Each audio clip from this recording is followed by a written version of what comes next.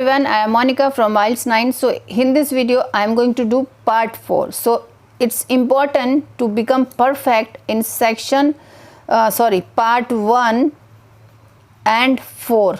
Okay, if you get 20, 10 here, 10 here, 20 out of 20 marks in listening, so that will be a great thing. If you get 20, 10 here, 10 here, and if you become master in map activity, match the following, match the following also, as well as multiple choice question also, then you can get 9 bands in listening. But make sure these 20 marks you should get it, because this will help you in getting more bands in listening. Okay, so here I will be doing listening part 4. How I will be doing it, you just look at this.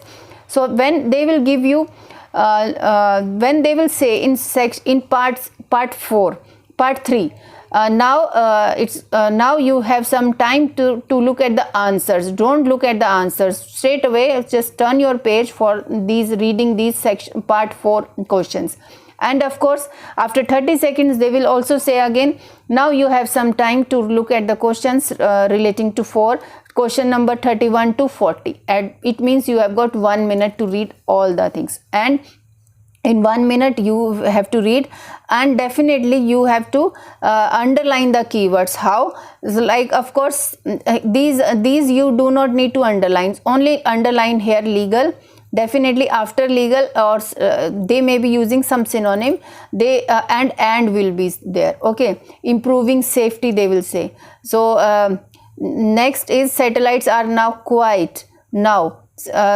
Okay, next constellations, satellites. So definitely they will say these words, and it is possible that it may be possible that before starting this problem relating thing, he can after finishing this 1 2 3 lines, and he can talk more about this topic. Then at this time don't get confused.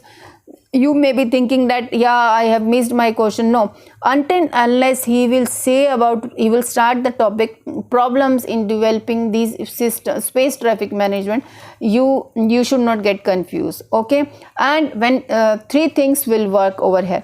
Your pencil will move when the speaker will be saying, and your eyes will be on the question paper. Your ears will also just thoroughly just listen to the speaker. Now I will be playing it. You can read it with me. First I am giving you time. Read it, please.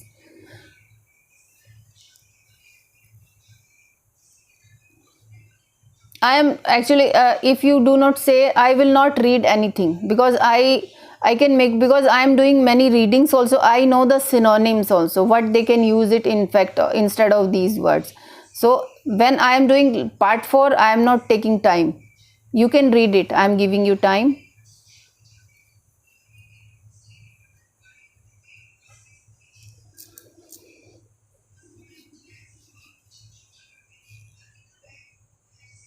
Now I am going to play it. See this. Okay.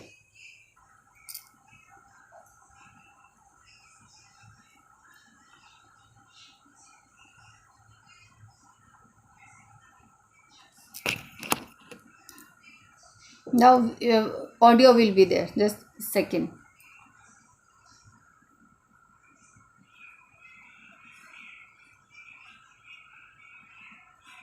Today's astronomy lecture, I'm going to talk about the need for a system to manage the movement of satellites and other objects in orbit around the Earth. In other words, a space traffic management system. We already have effective air traffic control systems that are used internationally to ensure that planes navigate our skies safely. Well, space traffic management is a similar concept, but focusing on the control of satellites. The aim of such a system would be to prevent the danger of collisions in space between the objects in orbit around the Earth. In order to do this, we'd need to have a set of legal measures, and we'd also have to develop the technical systems to enable us to prevent such accidents. But unfortunately, at present, we don't actually have a space traffic management system that works. So why not? What are the problems in developing such a system? Well, for one thing, satellites are relatively cheap these days compared with how they were in the past, meaning that more people can afford to put them into space. So there's a lot more of them out there, and people aren't just launching single satellites, but whole constellations consisting of thousands of them designed to work together. So space is getting more crowded every day. But in spite of this, one thing you may be surprised to learn is that you can launch a satellite into space, and once it's out there, it doesn't have to send back any information to Earth to allow its identification. So while we have international systems for ensuring we know where the planes in our skies are, and to prevent them from colliding with one another, when it comes to the safety of satellites, at present we don't have anything like enough proper ways of tracking them. And it isn't just entire satellites that we need to consider. A greater threat is the huge amount of space debris in orbit around the Earth, broken bits of satellite and junk from space stations and so on. And some of these are so small that they can be very hard to identify, but they can still be very dangerous. In addition, some operators may be unwilling to share information about the satellites they've launched. For example, a satellite may be designed for military purposes, or it may have been launched for commercial reasons, and the operators don't want competitors to have information about it. And even if the operators are willing to provide it, the information isn't easy to collect. Details are needed about the object itself, as well as about its location at a particular time. And remember that a satellite isn't very big, and it's likely to be moving at thousands of kilometers an hour. We don't have any sensors that can constantly follow something moving so fast. So all that the scientists can do is to put forward a prediction concerning where the satellite is heading next.